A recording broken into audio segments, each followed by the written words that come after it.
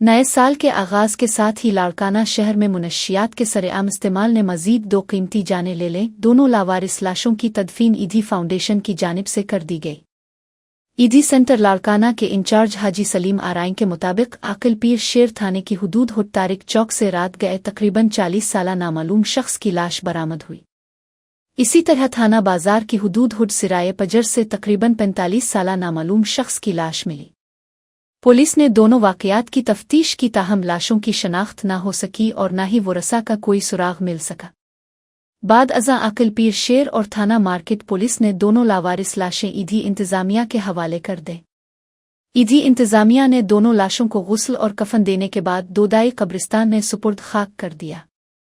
دوسری جانب ذرائع کے مطابق دونوں افراد نشے کے عادی تھے اور ان کی موت کی ممکنہ وجہ بھی منشیات کا استعمال بتایا جا رہا ہے۔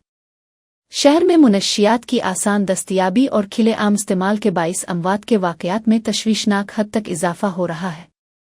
لاڑکانہ شہر میں منشیات کے بے دریغ استعمال نے نوجوان نسل کو بری طرح متاثر کیا ہے، یہاں تک کہ دوسرے شہروں سے تعلق رکھنے والے افراد بھی سڑکوں پر منشیات کا استعمال کرتے نظر آتے ہیں اور وہیں سوتے ہیں، جس کے باعث کئی اموات کی اطلاع ان کے اہل خانہ تک بھی نہیں پہنچ پاتی۔